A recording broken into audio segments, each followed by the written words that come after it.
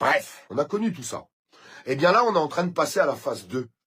Et la phase 2, c'est regarder le comportement des gens et comment ils réagissent, et regarder ce chaos s'organiser en essorant les gens. Et c'est exactement ce qu'ils sont en train de faire.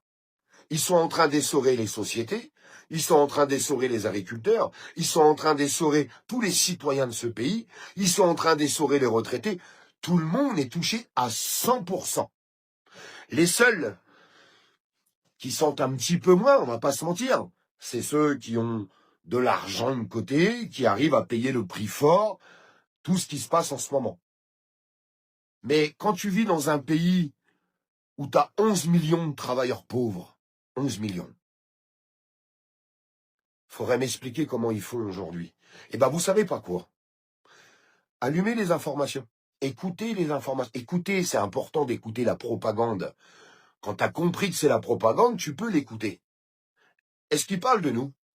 Est-ce qu'ils parlent des citoyens en boucle? Est-ce qu'ils font voir des citoyens qui sont en train de crever la dalle, qui n'arrivent même plus à s'acheter à manger? Est-ce qu'ils en parlent?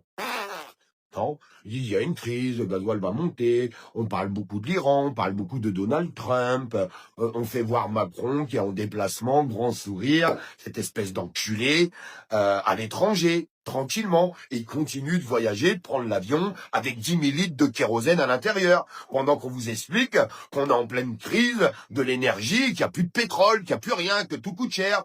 Vous pensez qu'il allait dire avec une situation de crise en se disant attention, il y a des millions de citoyens qui sont en train de se cracher. Il faut vite qu'on mette en application des solutions. Il faut qu'on débloque des choses, des solutions d'urgence. Non, lui il se balade et rigole.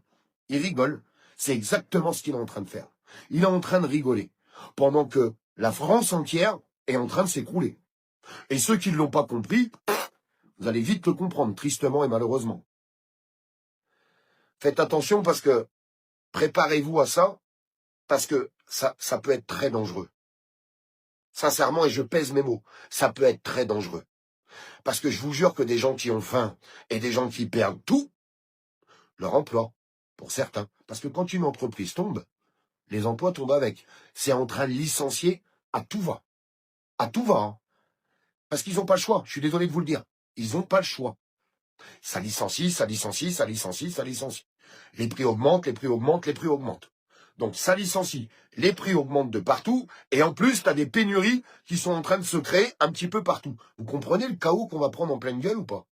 Est-ce que les gens ont pris conscience de ça? Parce que, je suis désolé de vous le dire, je vois des gens, ils sont tout beaux sourires, tout va bien, il fait beau, les oiseaux chantent, c'est génial, on va bouffer des œufs en chocolat. Mais il y en a, ils sont perdus, hein. Ou alors, ils n'ont pas pris conscience des choses. Ça m'étonne.